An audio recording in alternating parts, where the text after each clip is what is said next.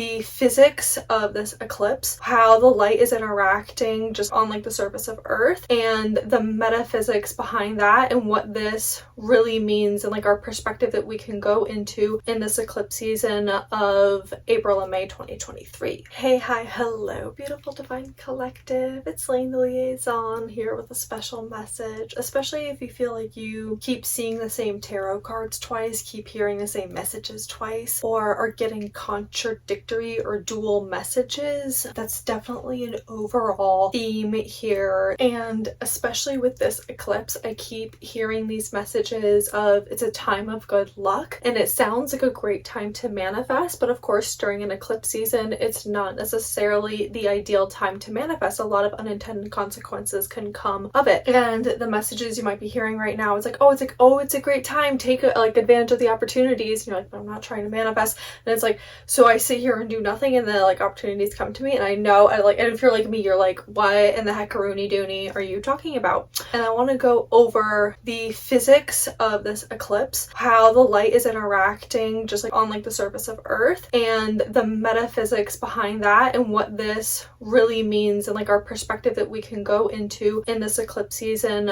This eclipse is known as a hybrid eclipse. This is because when the moon is between the sun and the earth, it'll be casting a shadow. So in this hybrid eclipse, we will not only have areas of earth that see a total eclipse, but also a partial eclipse. And in some parts, depending on your location, some parts you're going to be able to see the moon look bigger than the sun, or in other parts of the total eclipse, the moon will look smaller than the sun and you'll see like the ring of fire around the moon. Check the video that I'm linking here because that gives you like a full explanation. The Secrets of the Universe, their channel, just go check out that video because they do a really good explanation. So with this in mind of how we're going to have all these different types of like shadows on April 19th, April 20th, it just is to keep in mind the metaphysics behind that and what this really means and like our perspective that we can go into. A lot of people might have contradictory perspectives at this time. It is really important to have the strength to not only validate yourself in your experiences and follow your intuition on what you know best, but to just hold an open heart, an open mind, and hold compassion in the space for other people that might be going through a different experience than you. This eclipse will bring about a sense of chaos. And here is the good thing about chaos, is a lot of people hear chaos and they expect that the end result is going to be bad.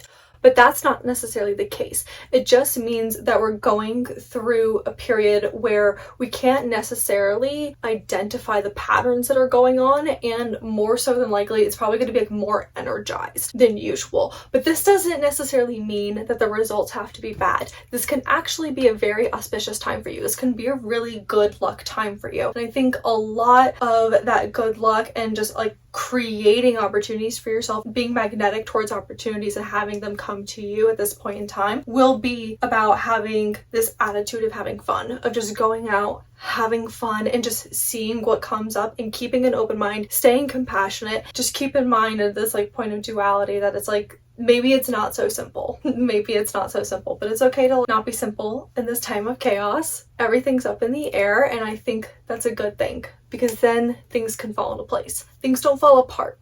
Things can fall into place. Let's try that. Let's try that perspective and see what kind of magic can happen with that chaos. In my experience, when things are chaotic, and you do hold this perspective that then magical things can happen, things like literally like 50,000 times better than you ever imagined come into your life, and it is an experience of a lifetime. You take an opportunity to lean into the gratitude of what you do have, and even sometimes we can just take like an opportunity to have gratitude around the problems or responsibilities that we have in our life, because maybe it means that we have friends and family to like care for, or maybe it means we have like a home to care for, or means we have things in our life to care for and to be grateful to have in order to take care of. And given if we have the opportunity to have something beautiful and great in our lives, we should really embrace that. So that is a great attitude to hold during this time of going with the flow, especially with the duality. If you're seeing double messages, it's probably just coming in very clear right now, which is great. It's probably an affirmation that that's like a good path to follow. If you're seeing anything contradictory, I would just apply the messages where they seem to apply. It doesn't need to be generalized. And I would definitely go with the flow and follow your instinct and your instinctual feelings at this moment in time.